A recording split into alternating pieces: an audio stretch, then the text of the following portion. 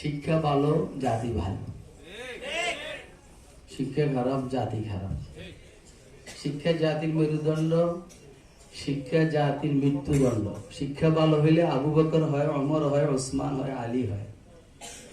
শিক্ষা খারাপ যদি হয় আবু জাহাল হয়, উতবা হয়, সাইবা হয়, ওয়ালিদ হয়।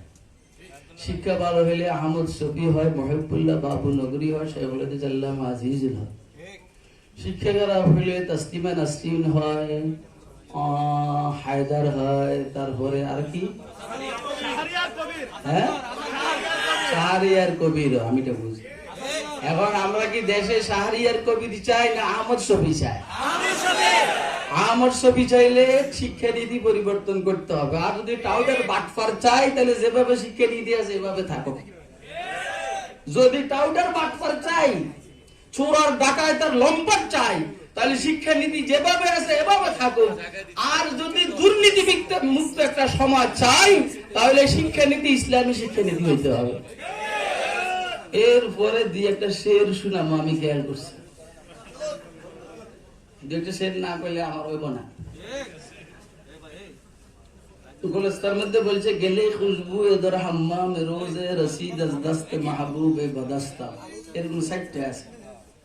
এটাকে সামনে রাখিয়া আকবর এলাহাবাদী 4টা শের বলছে।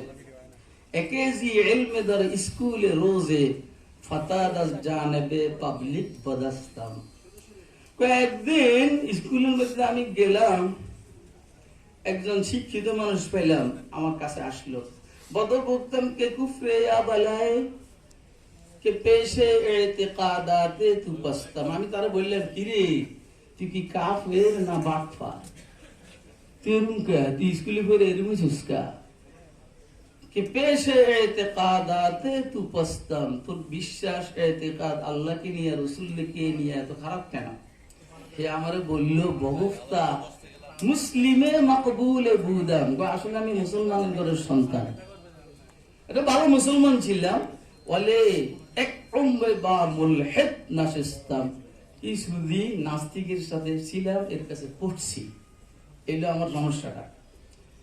জামালে নাই ছেড়ি দরমান আসর কাদ ওয়াগার নামান হুমা শায়খান কে হাসতাম। ছিলাম ভালো মানুষ, শিক্ষার কারণে হইলাম খারাপ মানুষ। আল্লাহ আমাদের শিক্ষানীতিকে ইসলামী শিক্ষানীতির আদলে বাস্তবায়ন করার মাধ্যমে এই সমাজকে, বাংলাদেশের মানুষগুলোকে ভালো এবং মুসলমান হওয়ার তৌফিক দান।